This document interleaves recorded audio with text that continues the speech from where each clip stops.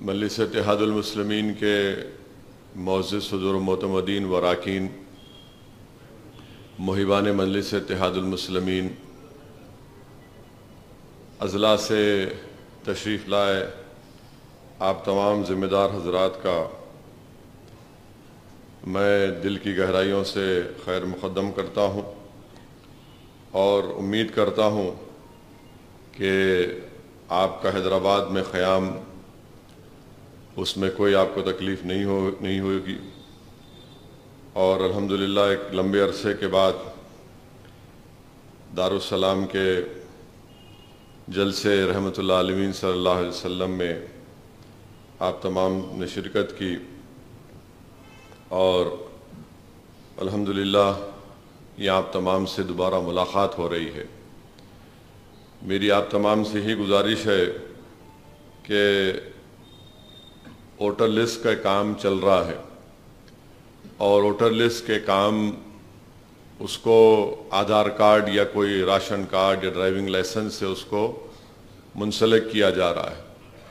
تو میری آپ تمام سے ادباً گزارش ہے کیونکہ تلنگانہ ہو یا آندھرا ہو، ایک سال کے اندر اسمبلی کے الیکشن ہونے والے ہیں، اور اس لیے بہت ضروری ہے کہ ووٹر لسٹ میں ہم اپنے ناموں کا اندراج کروائیں۔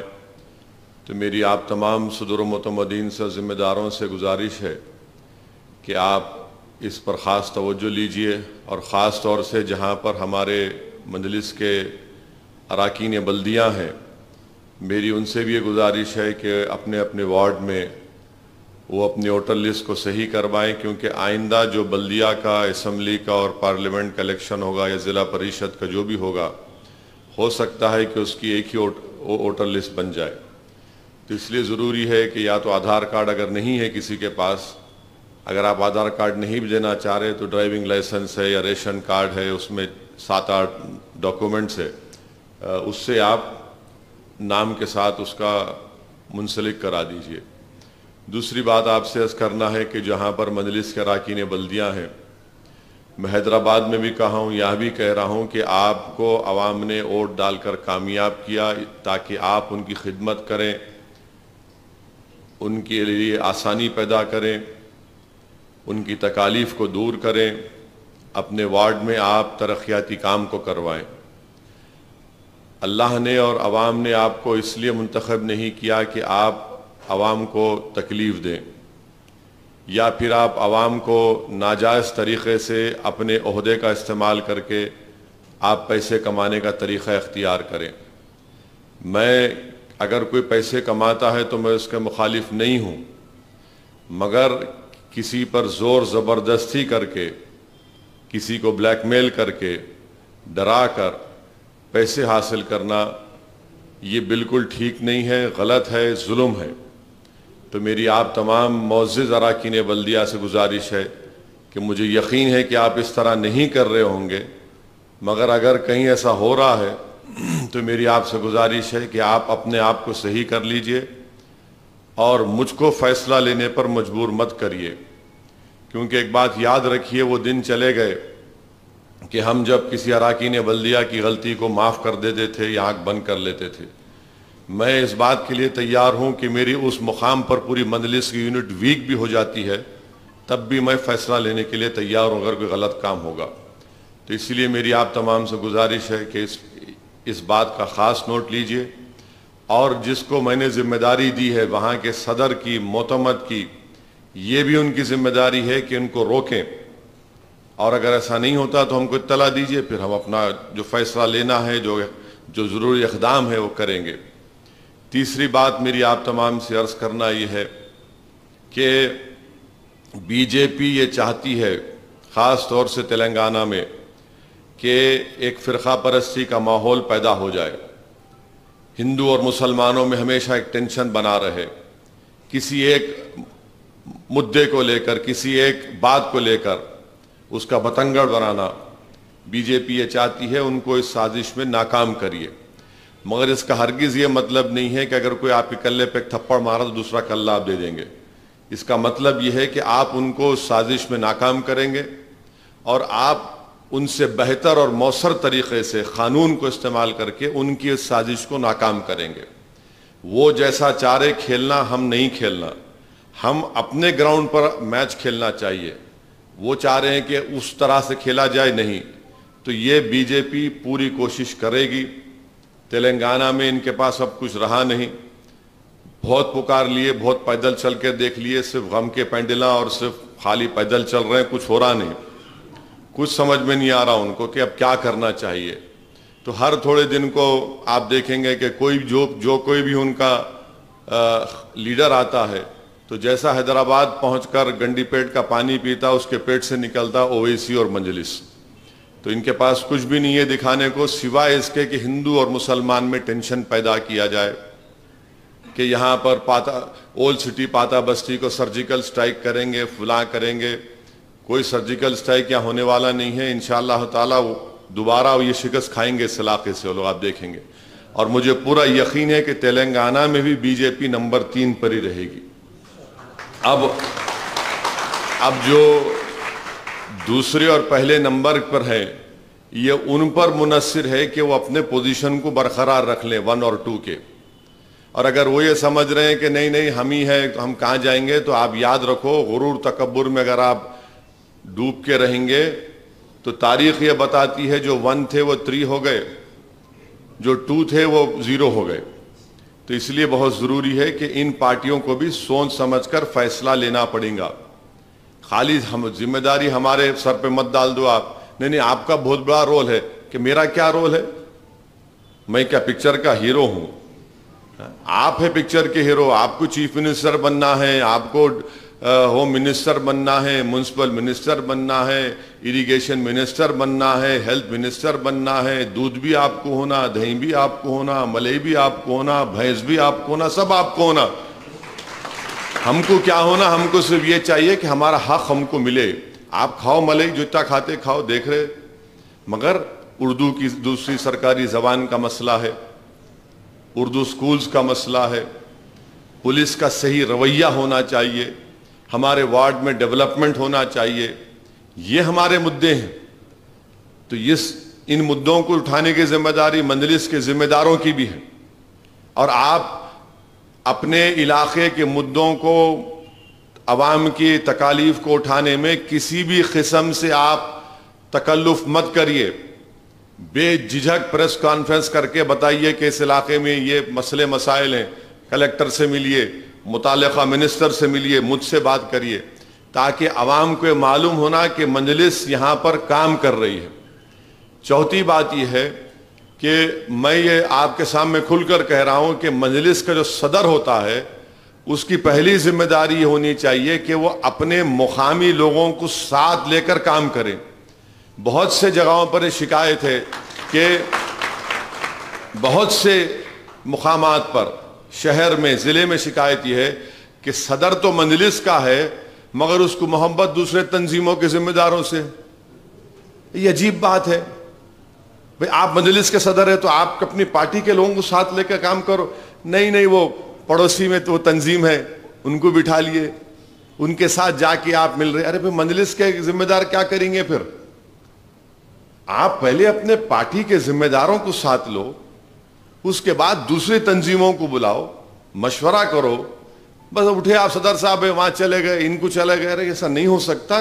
پہلے جماعت، پہلے گھر کو دیکھنا آپ نے، پہلے گھر میں چراغ روشن کرو۔ آپ بار بار نہیں پڑوسی کے، آپ ایسا نہیں ہے، پہلے آپ مجلس کے ذمہ دار ہیں۔ یقیناً تمام تنظیموں سے ملاقات کریے، مگر آپ کی ذمہ داری ہے کہ پہلے جو جماعت کے لوگ ہیں ان کو ساتھ لے کر، ان کو اپنی بات سامنے رکھ کر آگے بڑھنا۔ اور ایک اہم بات کہ یہ جو آپسی اختلافات چھوٹے چھوٹے ہیں اس کو ختم کریے۔ تو بڑا میں بڑا، انہیں ایسا کرا، اس سے حل ہونے والا نہیں ہے۔ جماعت آپ کو ایک عہدہ دی ہے، آپ کے الحمدللہ اللہ کی طرف سے ایک مقام ملا ہے۔ آپ کا کام یہ ہونا چاہیے کہ سب کو ساتھ لے کر چلیں۔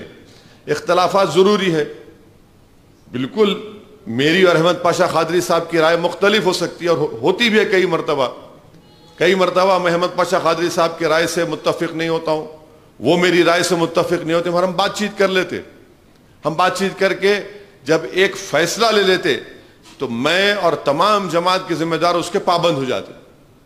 یہ ہمارا فیصلہ ہے بھئی، یہ جماعت کا فیصلہ، ہم اس کے پابند رہیں گے. تو اس لیے یہ اہم باتیں تھیں جو میں نے آپ کے سامنے رکھی ہیں، اور میری آپ سے گزارش ہے کہ ووٹر لسٹ پر خاص توجہ دیجیے، کیونکہ آدھار سے اس کو لنک کر رہے. ابھی سے آپ ایک تو نام جو 18 سال کے بچے ہو گئے ان کا اندراج کروائیے. اب جو جنوری میں 18 سال کے ہوں گے، کیونکہ وہی بچے جو جنوری میں نئی ووٹر لسٹ آئیں گی، انہوں 2023 کے نومبر دسمبر کے اسمبلی انتخابات میں ووٹ ڈالیں گے. تو ابھی سے آپ ان ناموں کا اندراج کرائیے. اور بہت سے مقامات پر ہمارے نام نہیں ہیں، بہت سے مقامات پر ہمارے نام نہیں ہیں، ناموں کا اندراج کروائیے، یہ بہت ضروری ہے. اور آپ دیکھ رہے ہیں کہ اب نہیں معلوم کہ تلنگانہ میں یہ اسمبلی کا الیکشن کب ہوتا، کیا ہوتا. افواہیں ہیں، کوئی بولتا کہ کرناٹکا کے ساتھ اپریل میں ہو جائیں گے، کوئی بولتا نہیں اپنے وقت پہ ہوں گے. اب بہرحال اب یہ ہمارے ہاتھ میں نہیں ہے. اب کون کب کراتا، کیسے کراتا، ان کی ذمہ داری ہے. مگر ہم ووٹر لسٹ کے کام کو ہم کروا سکتے اور کروانا چاہیے. اس پر ہم تمام کو بڑی سنجیدگی کے ساتھ اور بڑی سیریسنس کے ساتھ ان ناموں کا اندراج کرنا بہت ضروری ہے. اور آپ دیکھ رہے ہیں کہ الحمدللہ اسمبلی کے سیشن میں، اسمبلی کے اجلاس میں مجلس کی طرف سے مختلف عوامی مدوں پر اراکین اسمبلی نے اس مسئلوں کو اٹھاتے ہیں. میری آپ سے یہ بھی گزارش ہے کہ جب اسمبلی اب آئندہ اسمبلی کا سیشن ہوگا، میرے خیال سے سرمائی اسمبلی سیشن ہوگا، تو اس سے پہلے آپ مجھ سے یا احمد پاشا خاضری صاحب سے بات کر کے اپنے اہم کوئی مطالبات ہیں، کوئی کام ہے، چاہے آپ کے ضلع کا ہو، شہر کا ہو، آپ لکھ کر بھیجا دیجیے ہمارے کو، ہم اس کے کوشچن بنا کے ڈالیں گے یا اس کو اسمبلی میں MLA 0 اوور میں اٹھائیں گے، تاکہ عوام کو معلوم ہو جائے کہ بھائی ہمارے پارٹی کے ذمہ داروں کو ہم نے آپ کی تکالیف کو، اس علاقے کی، اس ضلع کی، اس شہر کی مسئلے کو ہم نے پہنچا دیا. اچھا، آسرا پینشن ہے، آپ لوگ آسرا پینشن دلا رہے، پوروں کو دلا رہے، پورا دبا کے ایک بھی نہیں بچنا، پوروں کو دلانا، پوروں کو دلائیے. ہمارے پاس ضعیف لوگ زیادہ ہے، بیوائیں ہیں، ہینڈیکیپ بچے بچیاں ہیں، تو آسرا پینشن دلائیے. تھوڑا اس کی فوٹو ڈالیے سوشل میڈیا پہ. سوشل میڈیا پہ ایسا نہیں خالی بس میں آج صبح میں جا رہا ہوں میک اپ کر کے فوٹو ڈال رہے، کیا ہے یہ؟ نہیں، یہ سب جگہ ایسی ہو گیا. یہ ہم جا رہے ہیں یہاں پہ، ارے بھائی آپ یہ کام کرے، ایک بیوہ کے ساتھ ٹھہرے ہوئے ہیں، ایک اپاہج کے ساتھ کھڑے ہوئے ہیں، ایک مظلوم کے ساتھ آپ ٹھہرے ہوئے، چاہے کوئی مذہب کا ہونے دو. یہ ہمارا کام کرنے کا طریقہ ہونا چاہیے، اور پہلے بھی اسی تھا. اور انشاءاللہ تعالی اگر آپ کہیں، آخری بات، اگر ضلعوں میں کہیں پر بھی آپ جلسہ کرنا چاہ رہے ہیں مجلس کا، ابھی تو اکتوبر میں تھوڑا بارش ختم ہو جانے دیجئے، اس کے بعد نومبر دسمبر کبھی بھی آپ اگر کرنا چاہ رہے تو ایک تاریخ بتائیے. میں بھی آنے تیار ہوں. لوگ بولتے کہ آپ ٹائم نہیں دے رہے، میرے کو محبوب نگر بلائے، میں چلا گیا. محبوب نگر میں جلسہ ہوا تھا، ہمارے محبوب نگر کے ذمہ دار ہم کو بلائے، میں برابر گیا وہاں پر. ہو سکتا ہے کہ یہ تاریخ آپ بولیں گے، میں کچھ دوسری تاریخ آپ کو دو سکتا ہوں. اور ایسا نہیں ہے کہ بالکل اسدالدین اویسی وقت ہی نہیں. ارے بھائی ہے، وقت ہے، کیوں نہیں ہے؟ جب میں حیدرآباد سے نکل کے ملک کے کونے کونے میں جا سکتا ہوں تو اپنی ریاست میں نہیں آ سکتا ہوں کیا؟ میں آپ کے اوپر ہے، آپ پروگرام کرنا چاہ رہے تو بتائیے، میں تو آنے کو تیار ہوں. مگر آپ لوگ اتنا مصروف ہیں اپنے اپنے کام میں کہ آپ کو صرف الیکشن میں ہماری ضرورت پڑتی دکھتا ہے، ایسا نظر آتا ہے. تو یہ آپ کے اوپر ہے، یہ آپ پہ چھوڑ رہا ہوں میں، یہ آپ طے کر لیجئے. آپ یہ سب چیزوں پر آپ کو غور کرنا ہے. اور آخری بات یہ ہے کہ مرکز کی BJP کی حکومت آپ دیکھ رہے ہیں کہ ہر میدان پہ ناکام ثابت ہو رہی. مہنگائی آسمان کو چھو رہی ہے، پیٹرول ڈیزل کی قیمتیں آسمان کو چھو رہی ہیں، ہمارے بے روزگاری نوجوانوں کا مقدر بن گیا. بلکہ ورلڈ بینک کی رپورٹ ہے کہ کتنے، ورلڈ بینک نے کیا کہا کہ اس میں اور زیادہ لوگ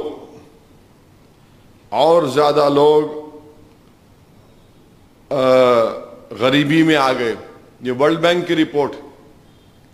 اب بتائیے کہ غریبی میں اگر پاورٹی میں لوگ آ رہے ہیں تو پھر ان کی پالیسی کیا ہے؟ ان کے پاس کوئی پالیسی نہیں ہے, صرف نام بدلنا ان کا کام ہے.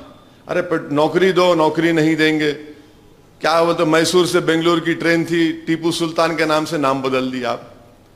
ارے نام بدل کے کیا حاصل ہو رہا ہے آپ کو؟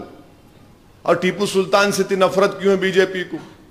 3 جنگ ٹیپو سلطان انگریزوں کے خلاف کیے, اور آپ انگریزوں کے جانشین ہیں کیا؟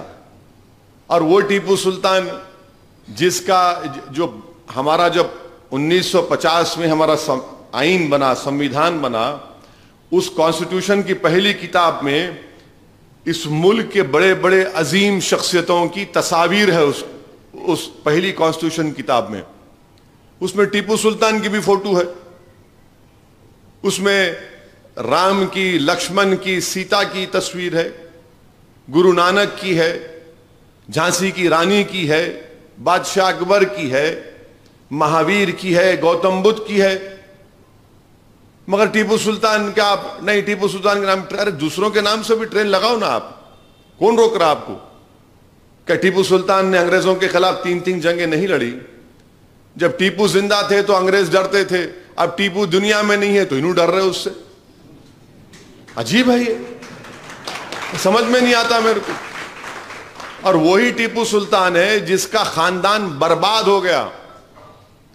دوسرے جو راجہ رجواڑے کے جو لوگ ہیں بھارت میں, جو آج بی جے پی میں ہیں, وہ انگریزوں کے ساتھ مل لیے تھے, اپنے تخت کو, اپنے محل کو, اپنی دولت کو بچا لی انگریزوں سے مل کر.